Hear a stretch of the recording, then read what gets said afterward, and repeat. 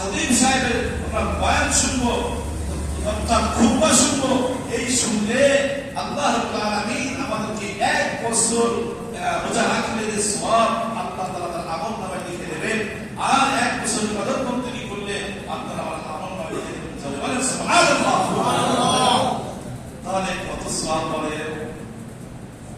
আমরা যদি প্রতি জুমায় যদি এই কাজটা করি, মাসে হবে 4000। কত হবে? মাসে হবে 4000 বছর। যদি কেউ রোজা রাখে তাহলে তার সওয়াব তার আমলনামায় 4 বছর 4 বছর সওয়াব। 4 বছর রোজা রাখা সম্ভব আমাদের দ্বারাই? কষ্ট না বলেন? কষ্ট।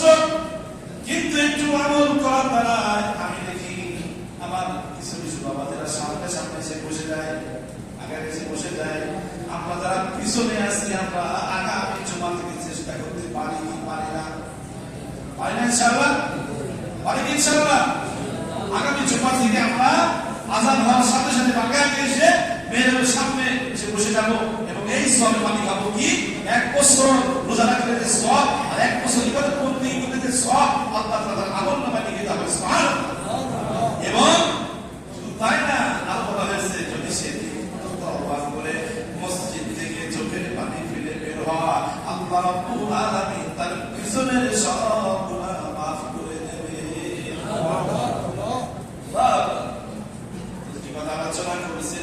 আলোচনা করছিলাম হলো শবে কদর 1000 লাইলাতুল কদর খায়রুম মিন আলফি শাহর।